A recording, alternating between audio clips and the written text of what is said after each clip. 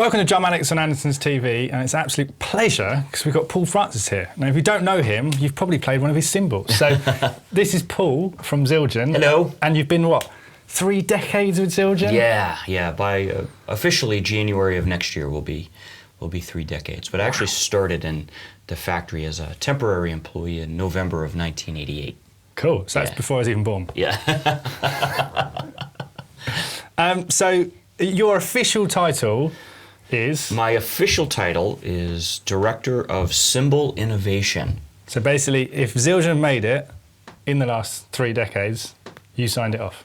Well, I've been in cymbal development for about 23 years now. Before that, I was a lathe operator. Okay. And did some cymbal testing along those lines as well. So my first 7 years was lathing cymbals, and part of that 7 years, probably 3 or 4 years, I was a cymbal tester.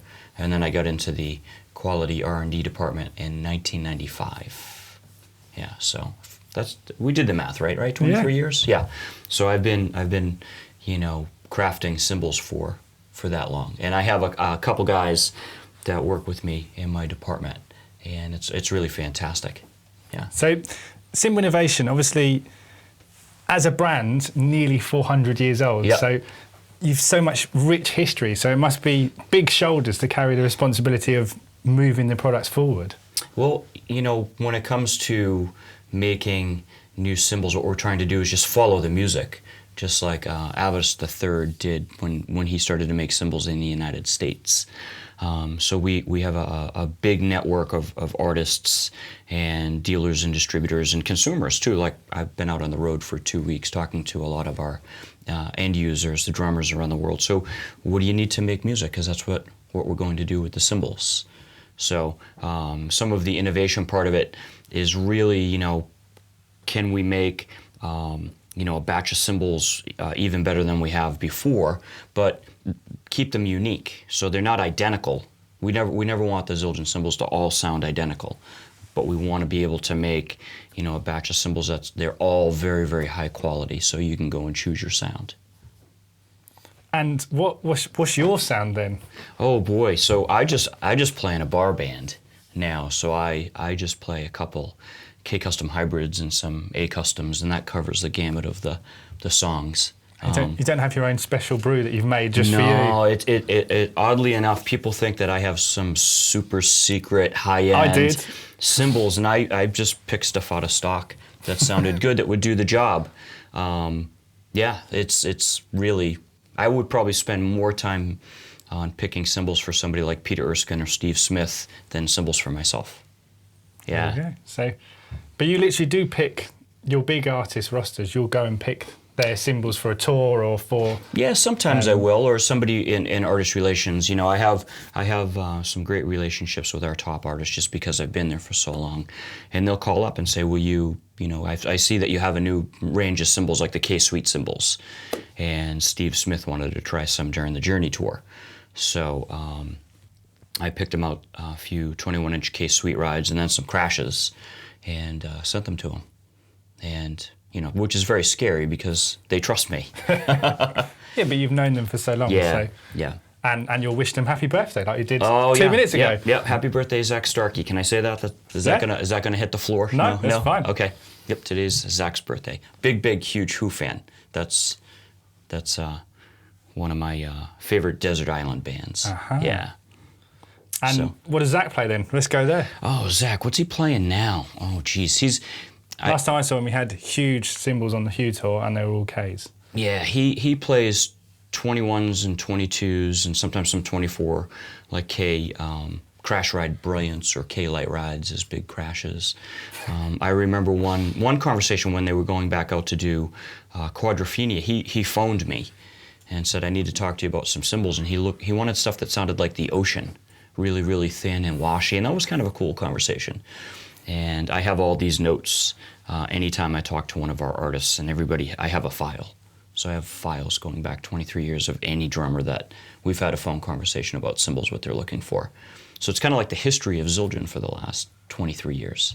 Is it weird getting the phone call when the artist either doesn't know how to describe the sound or is on tour and hasn't got the time to do something? Do you literally just get phone calls, I want to sound like this, but then you've got to work out how you're going to... It always starts with something that they already have, and they want to do something in addition to that. So we use adjectives, and then we go out and manipulate the metal and try to do it. And sometimes, you don't get it right away. You send them the cymbals and they're like, oh, no, okay, it's more like this. Because it's tough to translate words into a piece of metal. Yeah. Sometimes, but the longer I do it, the better I get at it, I would say. What would you say with regards to, there's all the steps in the process and all the people in the process. What would you say was as you've done them down the line as well, what would you say is the most important? Oh, geez. You're going to say the Zildjian logo at the end. Well, no, it's funny because every step needs to be done and is as important as any other. Because if you do one of the steps incorrectly, you can ruin the piece of metal. But one of the last steps that happens is lathing, really. And if you don't lathe the cymbal properly, you could ruin all the work that happened. And we're talking like days, weeks of work if you're really not a skilled lathe craftsman. So that's a really, really important one, other than working in our foundry melting the metal. Of course, that has to be done right, or we can't do anything else. Some people don't necessarily understand how maybe brutal or intense cymbal making is. There's a lot of heat treatment, there's a lot of physical input. So explain to someone who maybe hasn't seen a factory tour or something like that. There's a lot of processes, and we get people in the shop sometimes go, oh, how is it like that? And it's like, well, that's a guy with a hammer. That's an individual hitting that. So that's part of the process. So let's talk through some of the steps and how it works. Do we want to use those? All right, let's just drag that over here. Swing over straight from Heathrow. So this is something that we brought on this tour that we just did to explain to the consumers basically how cymbals are made from the casting of the metal all the way through almost the end, because there's no printing on these ones. But as we were talking earlier, this is the 400-year anniversary of the Zildjian alloy being created. So in 1618, Addicts I was called to the palace in Constantinople, and the Sultan asked him to make cymbals for him. So Addicts must have been, a very knowledgeable metal worker, because you just didn't call somebody off the street and say, make me some cymbals, right? Let's do that. You get beheaded, So we still have this secret process that I'm totally unaware of. I'm not allowed in our foundry. That was one of the questions I was going to ask, was do you know? No, I don't know. I'm yet to meet someone who does. Maybe it's just Craigie. Well, come to the factory. I'll introduce you to the 4 guys that work in there every single day. I wasn't invited. This is a problem. So he took 8 parts copper, 2 parts tin, or 80% copper, 20% tin, and put it together in such a way that we can heat it repeatedly, roll it repeatedly, and when we're all done with it, it has a really, really fantastic sound. So the Sultan gave him the name Zildjian, and because Addicts I was a non-Muslim, he was a Christian Armenian, he got an Armenian ending name. That's what the IAN at the end of the name means, son of, in Armenian. So it's son of the cymbal maker, which is really kind of cool, actually. Because a lot of musical instrument makers lend their name to what they crafted, and he was giving it. So, and the cymbals back then, they were very small. They're probably 10, 11, 12 inches, and they were used by the Janissary marching bands that would march in parades or into battle with horns and drums and cymbals. So in 1623, the date that we know that's coming up, the anniversary. That's when Addicts asked the Sultan, "Can I leave the palace and start my own little business?" So, but it's very cool that this has been around for 400 years this year. So we have 2 big furnaces that we load up with copper and tin. There are some things I do know, and they mix the metal in such a way and cook it that when it's ready, they pour it into big open iron molds. They look like big cereal bowls. And once the metal solidifies, it looks like this. So this is a casting, okay? And, there's a lot of work just to make that. It's also quite heavy. What size cymbal is this destined to be? This is probably going to make a 14-inch like New Beat top. Oh, wow. Yeah. Okay. Yep. That's actually pretty weighty. So. Yeah.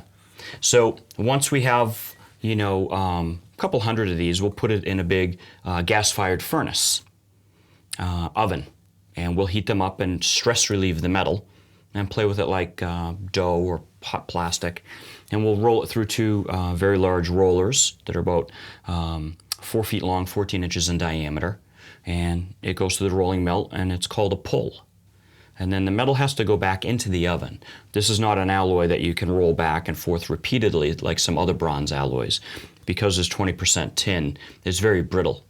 And if you cold work it too much in this state, it'll break. And you'll actually see the rolled out blank, it cracked in shipping to the event. So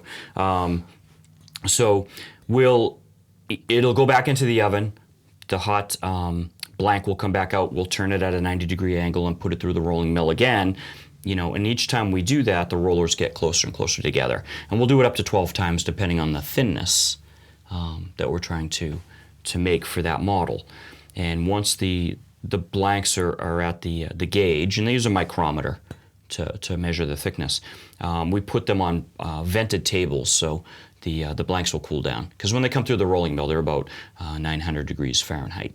So if it was a thin cymbal, it might have had a dozen heat passes. Oh yeah. Yeah. So yeah, you could for something that's very thin, like a fast crash, it'd take 5 hours to roll that batch of cymbals out.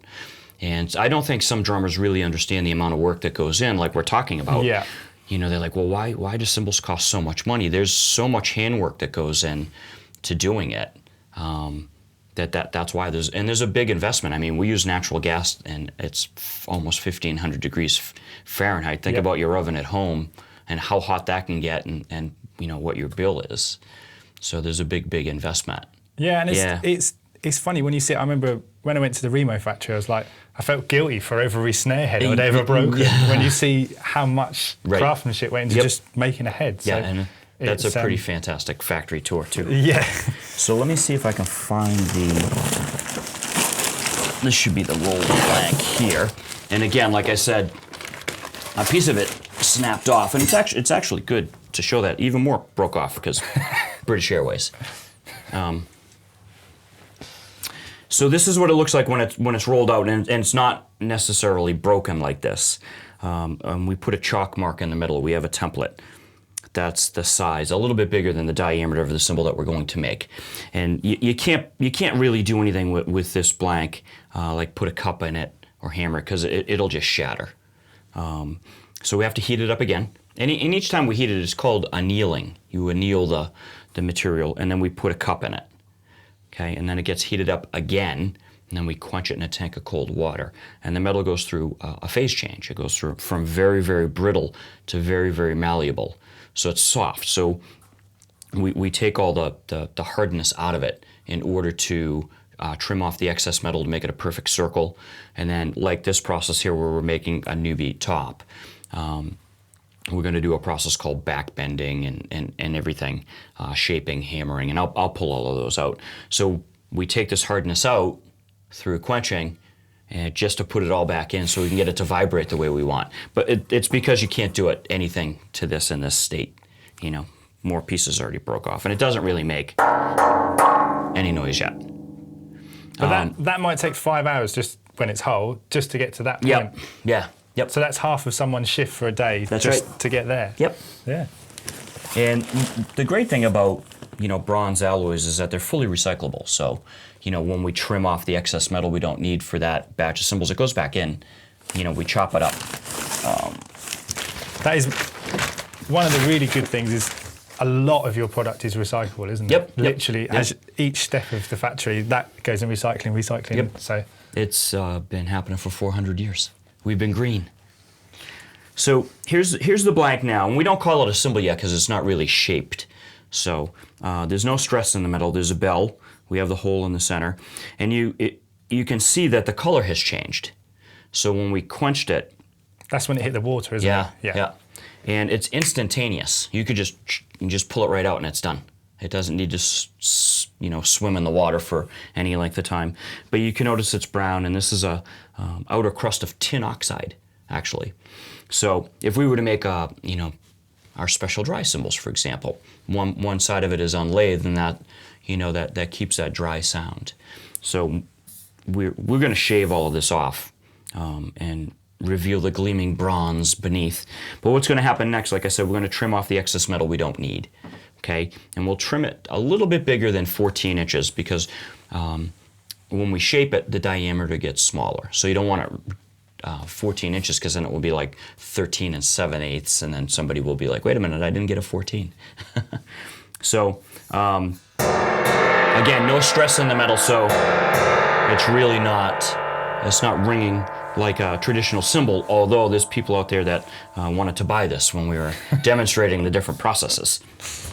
Maybe someday. I was going to say, someone might try and buy it tonight. Yeah. So then, this is after it's all trimmed out.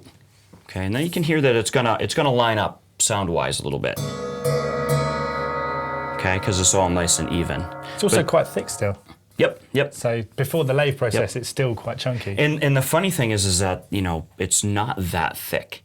This is probably anywhere between 46 and 48 thousandths of an inch thick, So, and you need to have it at this thickness so when we go to shave it, it gets down to the weight that we need for sound. So then, what's going to happen with this, let me just grab this again, what's going to happen with this is it goes into a machine upside down, and we do a process called backbending, because we have to kind of trick the metal, because the metal wants to remain in this state when it hit the water. So we backbend it, we cold work it in the opposite direction of how we want to shape it, and then we put it in a big press, 100-ton press with the 14-inch die, and we put a rough shape into it.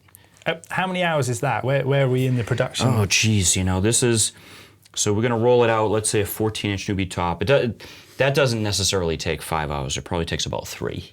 It's the bigger, thinner stuff that takes more passes through the rolling mill. 3, so probably total, to here we're probably about 5-6 hours in, yeah. And that's, you've it's only not done just yet. Started calling it a cymbal from here onwards. Yeah, so it's not quite there yet. Also, if you grab that one up. This one here, yep. With the new Ks, obviously you've got the different bells. Yep. And you can even see it from that point. Yep. From then on, that's where it's from. Yep. Yeah. Because we've got people come in and go, I don't quite like that one. It's like, you have to wait till we get another one of that cymbal in. And that's just a byproduct of quenching. So let's see. Okay, so hopefully this is the right one. So now we have a shaped cymbal. You see there's a curvature in there. Yeah, there's a profile. So now it's starting to sound like a muted cymbal. So from here, we're going to put it on a hammer machine and compress the metal and make it stronger. And that's all hammering does. And there's only 2 ways you can hammer. Hammer rows or hammer marks all over the place. And they both serve a purpose. The rows keep the vibrations nice and even across the surface of the cymbal. So the A's, the A customs, the Addicts, all have hammer rows. And then when you get into the different K's, the hammer marks are everywhere. And maybe we can get into some special dries later, and I can show how it's been hammered to get to a certain sound in addition to the thinness of the blank, and one side's not lathed. So again, one step isn't more important than another. All of it has to work together. And we like to describe it as like making, if you make a cake and you leave the sugar out, how many people are going to eat it? So you have to have every ingredient or you don't get to the resultant sound that we're looking for. So after, let's grab, here we go. So this just has hammer rows in it. And you run your hands over and it just compresses the metal, makes it stronger. And because it's an A, we should have brought the shape up so the pitch goes up, okay? And then from here, we're going to shave. This is great that I thought I put it in order the other day. Let's see. We're going to shave the bottom. And it's literally like shaving. We're peeling metal away. So you see the top is still left unlathed, but the bottom is lathed. And I've been touching this for 2 weeks, so that's why there's all kinds of fingerprints on there. But we just take a carbide cutting tool and we shave it down to a weight. And every single model has a weight for the bottom side. And then the cymbal will go to a rough lathe operator, and he takes the oxides off the top. And I only lay this halfway for a demonstration. Normally, we would go all the way up the top and take all that oxide layer off. And it's starting to sound like a cymbal. Yeah. Okay. And then it goes to the most skilled operator in the factory, and he's a finished lathe operator, and he has a pole under his arm with a big long carbide cutting tool that he just has on a tool rest, and that's what I did for 7 years. So you bring it down to its final weight and thickness, taper, and you have a hi-hat top. And then it goes and we smooth the edge. And there's one guy that's been doing it for 42 years, and he does 90% of all the edging. His name is George. And as I was saying to some of the groups that we were talking to all week, you would think we could sell it now, but every batch of cymbals has to go down to a cymbal tester. It goes into a room, and we just use a drumstick in our ears, and we have a master cymbal for each model. We actually have two. One's called a tuner, which is the ideal sounding version of that model, and then we have what we call a standard. That's how far we'll deviate from that tuner, and the cymbals need to live within that range. Anything that sounds worse than the standard gets cut up. It's also a very important point.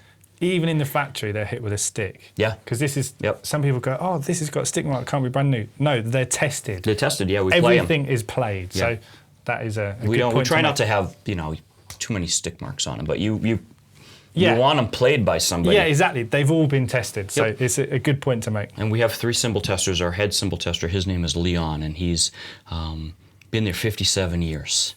Yeah, he's pre-Beatles. And he's fantastic. He's part of the R&D team, and we work on new cymbal models together.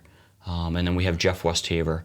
He's been there almost as long as I have, and he's a fantastic cymbal tester, and he's really, really great at matching orchestral cymbals.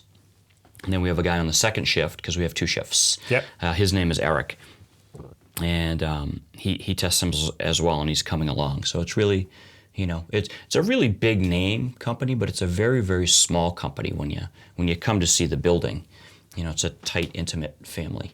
So that's also a good point. It is still family run. So the whole Gen 16 was the 16th generation, which is just amazing. So it still is. Craigie Zildjian, who I mentioned earlier, is still in the family. So Craigie and Debbie Zildjian are there every single day. Yeah. Yep. So every day. So if you want to go talk to them, they're there, or they come down to the factory and walk around. So once the cymbal tester says that it sounds right, now it's a Zildjian cymbal. Now we can print it, and we can trademark it, and we can sell it. So in a nutshell, that's how cymbals are made.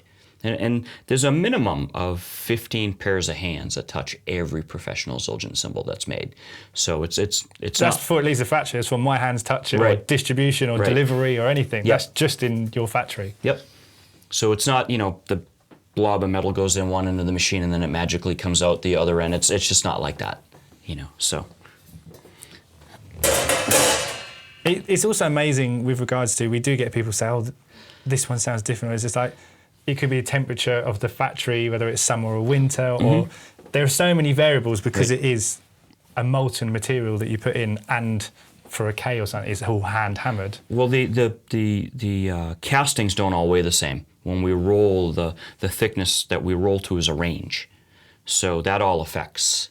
When the metal quenches in the tank of cold water, each piece doesn't quench to the same softness.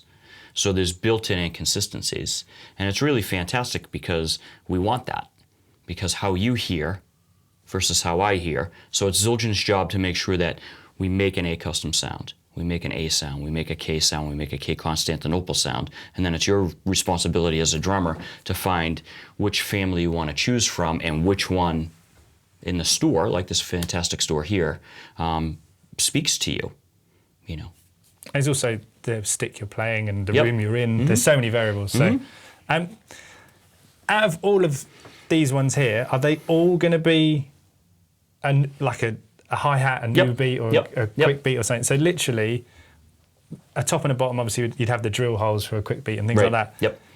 That's how many different versions you would have just to get one part of your pair. Right. So then that's doubled. So it really is a lot of effort goes into Yep. each cymbal. So how many hours gets to that? Oh, that could be going on a week. You know, how it kind of stages through the factory, because... and also the material has to rest, and the heat Yep. cycles it's gone through, it takes a lot to get from This that one to that. to that. Yep. But that's where we start. Cool. Yeah, it's very, very cool. Even after 30 years, it's still cool. Yeah, you know, you kind of mentioned about the cup and the K-Suites. Yeah. And sometimes people think that, you know, it's just a finish, and that's not why it was done. You know, there's kind of an unwritten rule with cymbal making that I'll show you what it's going to look like after I get to the sound. Everything's sound. Input comes in from, you know, dealers, distributors, artists, consumers, maybe some internal ideas at the factory, and we take all those words and we manipulate the metal. So we decided that as a company that we would make some newer K models, which hadn't been done. We've been making K Constantinople, Caropes, K Customs, but the regular K line, we really hadn't done anything in. And we got some requests from some dealers in the United States for a K version of the Zildjian Sweet Ride. Okay, so we developed those, which was fantastic. And those don't have an unlathed bell. They're like the A, where they have a lathed bell. But we've never made an extra thin crash in the K Zildjian line, and that's what the Sweet Crash is. We just don't call it Sweet Crash because we don't call it extra thin crash because it scares drummers. But the trend in cymbals has been going bigger and thinner. So everybody's already doing it. So we really like that Sweet name. And when drummers talk to each other, they say, wow, your drums sound sweet, or your cymbals sound sweet. So we wanted to keep the name for the crashes. And one of the things that happens with extra thin cymbals is that they tend to favor the mid to low frequencies. So the thing that I learned when I was working with Peter Erskine on the Zildjian flash splashes is that if you leave the bell unlathed and just lathe the body, you keep a really, really nice mix of highs, mids, and lows. Okay, so if you were to compare, you know, a flash splash to a regular Zildjian splash, you won't get the same brightness that you get out of the flash splash in a regular splash. Does that make sense? Yeah. So when I was working on the K Sweet crashes, I said, okay, well, I know this, and I don't want to make a crash cymbal that doesn't serve its purpose to what people think it should be. So I left the bells unlathed, and it did exactly what I thought it was going to do. And they're all different. We got a load on the wall. They're all different. It depends on how the metal quenched in the water. Sometimes you get some really good colors, and sometimes it's just brown. It's not controllable. Yeah, sometimes they're really blue. Yeah. Like If someone comes in and says, oh, I have an 18 and I want my 19 to have the green in there too, it's like, you just got to keep looking. You play it for the sound and see how it matches up with the other one. But that's just a byproduct of the quenching. And if we could control it and get those, you know, kind of psychedelic colors every single time, we would, but we can't. Yeah. Sorry. So that's just kind of talking about the K Suites that came out, and they're really on fire for us. Yeah, they're selling very well. And again, Zildjian has always followed the music, talked to the drummers, what do you need? And we don't want to make stuff that's not going to sell, that people don't want to use. The other thing is you've got such a vast artist roster. You've got every genre. So right. You might be doing something for one part of your artist roster, but next year you'll do it to the next bit. It's so... With so many years and so many artists, you've got such vast experience to pull in from. So, well, let's talk about that a little bit more. So, I made some K Constantinoples, and we have an artist in New York City named Stephen Wolf, and he really loves the K Constantinople bounce and the K Constantinople thin over hammered. And he called me up and says, "Can you make me one that has a combination of the two?" So I did. I made some 22s. And they were fantastic. When I played them, I'm like, whoa, these are really, really great. So he was showing his colleagues in the drumming world, and then I started to get phone calls. Hey, can I get one of those cymbals that you made for Wolf? And I said, maybe we have something here. So part of the prototypes that we're bringing on this tour to get feedback, there's 20, 21, and 22 versions of that. So it's kind of like taking a bounce ride with that cup style of hammering, and then hammering it again with the overhammering, along with the clusters that go in there, and it's nice.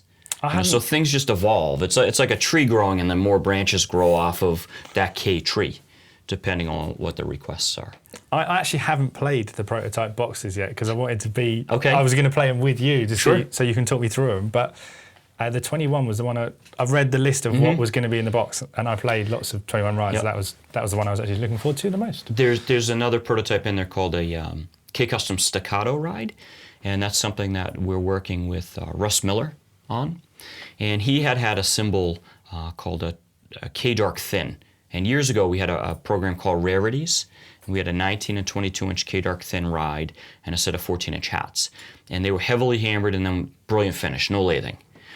So he had a 21 that really didn't see the light of day. We kind of made them and parsed them out to a few people. But he brought it in during a visit and says, I really, really like this. The type of gigs that I'm playing and the recordings that I'm doing has really, really great stick. We describe it as a flat ride that you can crash a little bit. But then he said, I'd like a little bit more out of the crash, the sustain. What can we do? I said, let's just scratch past the top and bottom with the lathe tool and see if that opens it up. And it did. So then Russ started using it for a while and getting back to us with some feedback. So made some 21s and 20s and 22s.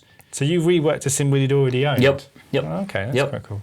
And I told him, I said, once we do this, we can't it go never back. goes backwards. I can't put the metal back on it. Just like if someone brings something in and they want it hammered to a new shape. And like, once we do this, so I mean, we can make a fresh one, but if I do it to this one and you don't like it, there's no going backwards. He's got quite a collection of your cymbals, so he'll be all right. Yeah, so, we just have an extensive artist roster to collaborate with, which is really, really great. How many artists do you have? I'm looking at Bob now. How many artists have you got? We have a lot. Thousands. Yeah. Yeah. And the great thing about cymbal design with artists, or even internal cymbal designs, it trickles into other series too. So it's not like it's independent over here. The K Constantinople bounce ride with Kenny Washington, a lot of that hammering I stole from Orchestral Cymbals that I had developed. So we beg, borrow, and steal from different series to get to a sound. You say, oh, okay, well, this is almost there, and it needs to be more growly. Oh, I know how to do that. So I'm going to try this. And sometimes it works, and we're very successful, and sometimes we try again. Have you got a room of weird things that don't work, or do they just get recycled? No, I tend to be a pack rat. I don't throw anything away that I think has some potential, because sometimes Zildjian's very ahead of the curve with stuff. So like with the special dries, Zildjian actually came out with the first dry cymbals a long time ago. The first dry cymbal was the Earth Ride with Billy Cobham. Yeah. And then there was a K-Custom dry cymbal, and then we did a, K-Custom special dry was unlathed, and then we did some lathe stuff, and then the 21-inch K-Custom special dry cymbal was actually a derivative of the remix series that we did. And if people remember the 18-inch remix ride, that was unlathed. And there were more jazz drummers playing that than this drum and bass kind of music that was going on.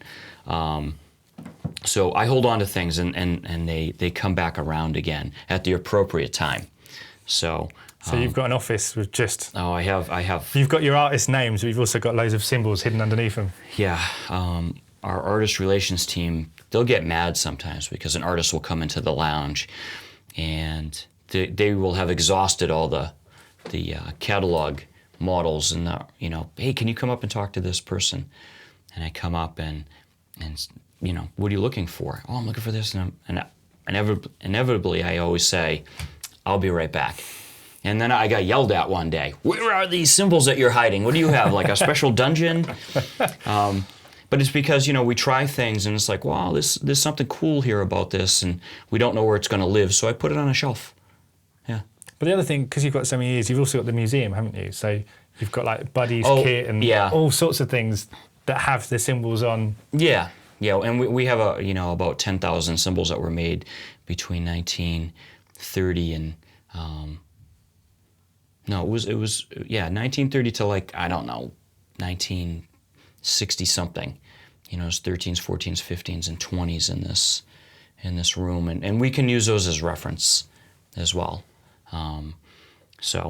But we have 400 years of cymbal making knowledge that we can draw upon too, and you know, Leon, who has been there for 57 years, so he's just a treasure.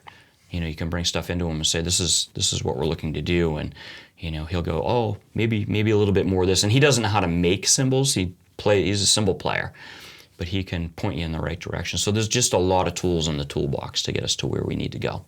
Yeah. So you say you have 10,000 pieces of those vintage cymbals? Well, you just said that on camera. You're gonna have loads of emails going. That's okay. I really want a 30s Zildjian. People know about it, and the cymbals belong to the family. So they're deciding whether or not they release some every year, and they haven't decided yet. I see a line in 3 years' time for the 400th anniversary. No, it is amazing with regards to all sorts of artists putting their input. I mean, one that comes to mind, the session stuff you did with Steve Gadd. Oh, yeah. So, do you know, a name like Steve Gadd, and then he goes, I want a sound like this. How did that come about? I mean, I love those cymbals. They've got the bell on the ride is really nice on those particular ones. So. We were trying to recreate with the ride cymbal, the session ride. Steve found two 18-inch K custom ride cymbals in Armin's office years and years ago. So all the Steve Gadd recordings that you know is done on one of those two rides. I actually have one in my office because it broke, and I used it as the model for the new session ride. And the funny thing is about that is that there were a lot of drummers that said, oh, that's not Steve's ride. But when you put it up against the one that he was playing for years and years, they're almost dead nuts. It's just Steve's touch that, you know, got it to a certain sound quality that the rest of us can't do. Yeah, we just can't. But Steve always likes kind of funky, dirty, low-pitched crashes. So the 16 and 18-inch session crasher are kind of modeled after like suspended cymbals. Steve does not like very, very pretty, clean, you know, a custom style cymbals. He's not into that. And then the hi-hats, he was playing old K hi-hats for the longest time, and the top cymbal cracked. So he discarded that, and he took the bottom cymbal that was a little bit heavier and made it the top. And then he just happened to grab an A custom top and throw it on the bottom. And that's where the session hi-hats came from. So it's essentially just a K Constantinople bottom that we buffed into a brilliant finish matched to a custom top on the bottom, and that's what Steve uses. Okay. Yeah. So sometimes things are pretty straightforward, and then sometimes you have to do a lot of work and go back and forth prototyping. That one is really much his touch. I was lucky enough to sit at his kit, and I remember just playing it going, right. How does he get that sound? Because his whole kit is very much his thing, including his cymbals. Right. It's his hands. And he switches out the cymbals. He says, I'm not just going to play these cymbals. I'm going to play these cymbals when it's appropriate, or I'm going to play other cymbals that are needed for the music. And it's like, yeah, well, of course, any artist would do that. Yeah. He also got a big collection like Russ, so. Yeah. So, but you know, Steve's great. He actually plays an orchestral cymbal sometimes as a ride. Yeah. Now, orchestral cymbals, we don't sell too many of them, but they sort of have to be a certain pitch, and they're all matched to be a pair. Mm-hmm. Lots of artists do play them, don't they? Yes. They say, oh, can we have orchestral ones? Mm-hmm. Because they like the shimmer or however. And we've known artists that literally have two 18s because that's one orchestral pair. Mm-hmm. Do you get that a lot with regards to someone's maybe even not in a kit player but playing orchestral cymbals? Because obviously you make the whole range. Mm-hmm. You make everything from splashes to gongs, so it's all there. Yeah, I mean, it's a sound palette. So if we have that quality of sound that they're looking for, we're just going to grab it. There's no more rules with cymbals. When I started, if you were a rock pop drummer, you played A's or A customs. If you were a jazz drummer, you played K's or K customs. And now people are they're taking whatever works for their sounds that they need. So, you know, when rock drummers are playing K Constantinoples, but back in 1998, it was marketed as a jazz ride. and now they're they're using them as big crashes. That's also a good point with cymbal selection, picking your sound. Obviously, you might have, we get it a lot, oh, that particular artist plays that, and it's like, yes, he does play that, but you see him on huge gigs, it's a different, we always get some, oh, I want to sound like him, and it's like, it's different, or, oh, I bought that and then it broke. It's like, that's the wrong cymbal for the purpose. Right. But you've copied that particular player or something. So that must be hard. We get a lot that people are maybe breaking cymbal, but they bought the wrong one for the purpose. Yeah, that's the thing. I have a lot of drummers talk to me about that too, and I always say, well, what style of music are you playing? So you have to buy the right cymbal. You don't ever want to buy, let's say, a 16-inch A custom crash that has a small bell in it, like these hi-hat cymbals, and then you're playing, thrash metal music, because the bell and the cymbal gives you the volume, the length of sustain. So the larger the bell, the more volume you're going to get out of the piece of metal. If you hit the cymbal harder that has a small bell, it's not going to get louder. It's going to reach its maximum vibration sooner, and if you keep, for lack of a better term, bashing the piss out of them, either the drumstick's going to break or the piece of metal's going to fatigue and it's going to crack. So if you need something that needs to have a length of sustain, you want to go to a larger bell. If you want something that's kind of quick and you're not really hitting it that hard, you can go to a smaller bell. So again, you're already sharing with your customers that they're buying cymbals for the wrong application. And that's really what happens. And don't ask the cymbal to do something it will never do for you. Hitting it harder doesn't mean that you're going to get more out of it. It just means that it's going to give up. Yeah, it hits its terminal velocity and then breaks. Yeah, yep. And, a lot of people, I guess it's our job to continue to teach that. So, you just want to make sure that you're using the right thing, because you don't want to be disappointed and you don't want to be mad at the brand. So with artists, if they continually, if they're breaking stuff like that, we'll direct them into a different one. Not because of manufacturing costs as much as we don't want that to happen to you, that you're calling us up all the time saying, I've had it for 3 weeks and it broke again. All right, so something about the cymbal you think is cool, you like that sound characteristic, but we have this one over here that might fit the bill and last longer. Who's your worst artist for breaking things? Oh, I can't answer that. You'd have to ask the artist relations team. Ring up Tina. Who breaks the most cymbals? I'm really not sure. Because you must have some people. But then again, you've got people that are on the road all year round, right. And it's a different... but it is a point that I wanted to try and get in, because so many people buy the wrong cymbal for the wrong purpose and then break it. Yep. And what are you using? 2 Bs and I'm riding on it. It's like... Well, one of the things, and since we're still rolling, like the EFX cymbals that have the slots and holes, all right, so that immediately is going to get to its maximum volume. And people, drummers are like, oh, this sounds cool, so they want to hit it more, and they tend to overplay it, and it gives up. Or China's. And... those cymbals have to be extra thin to get to the sound quality that we're trying to make for that model. And I was guilty of it as a young drummer, that you would overplay like the cool cymbal that you just bought. And just don't do that. Don't overplay them, because you're going to get that cool sound that you like without having to put extra energy into it. So that's also an important point. We do get like, oh, aren't these designed to be hit? And it's like, yeah, to a certain point, or, oh, isn't that covered under warranty? It's like, well, you've whacked it. If it's within the warranty, we'll replace it. And if you're a repeat offender, then we want to talk to you. What style of music are you playing? Maybe we can put you in a different model where it will, be more suitable for what you're doing. Better for purpose. Yeah, because they're think about it. They're not indestructible, and it's a piece of metal that we're hitting with a stick, so. Take care of it. And all the work that went into it, and you spent a lot of money. That's the other thing that makes me laugh when people go, I'm chewing through sticks. My answer is, it's cheaper than cymbals. Yeah, yep. And, when I play, I just play in a bar band now. My sticks get chewed up because of the way that I have my hi-hat cymbals. So my bottom hi-hat cymbal sticks out a little bit more. And I know this is going to happen. So it looks like, it's all sawdust down by my hi-hat stand after a gig. And I kind of chuckle and go, well, I could probably stop that from happening. But... After 40 years of playing, I'm kind of stuck. Yeah. Yeah. Yeah. So to be fair, I break sticks because I'm usually beavered them with a rim shot. So. yeah. One thing that I like to talk to consumers about, especially if we have like a sales event somewhere, you know, they'll look at a Constantinople cymbal, and in the United States, like a 22-inch, I think, is about $550. So it would be a little bit more here. Yeah, yeah. And they start to, you know, kick the tires and go, oh, geez, you know, that's a lot of money. And I say, well, let's just do a little bit of math here, because you obviously really, really like the cymbal. And I said, let's just pretend it's only going to last you 30 years. So you take that price and you divide it by 30. I said, now we're going to divide it by 365 days.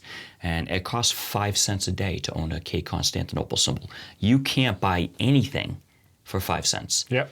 And I'm not a sales guy, I'm a drummer, and I understand that you really, really like it.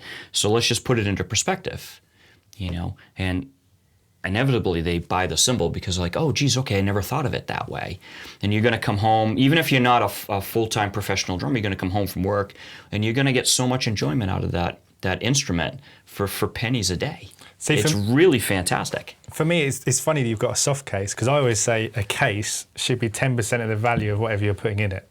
So if you've got a Constantinople, get a hard case. Yeah, absolutely. Straight away. The only reason these were in a soft case is because I hadn't planned on bringing them to England from the last stop. I said, oh, you know what? I didn't ship a Birth of a Cymbal to the thing that we're going to do later. So I'm like, quick, grab a cymbal bag from the store. And I'm like, oh my God, this is so heavy. Dragging it through the airport. But it's important. But yes, you've got an investment. Look after it. Yeah, absolutely. My cymbals are in a hard case. You know, Ash Sohn, who's going to do the clinic later, he has a really old school hard case. Yeah. But he has a hard case, and it's going to protect your cymbals. You know, because they're not indestructible. No, and obviously, if you dink it on the edge, it's the worst. So it really is. Protect your investment. Yes, absolutely. Good point. Yep. Yeah. Right. This has been Paul Francis, who is literally the man at Zildjian. So check out the links below. We'll stick some links in of playing some cymbals. It's Drum Addicts, and we'll see you next time. Great. Thank you. Awesome. I'm going to sit here for days. I can talk a buzzard off a meat wagon.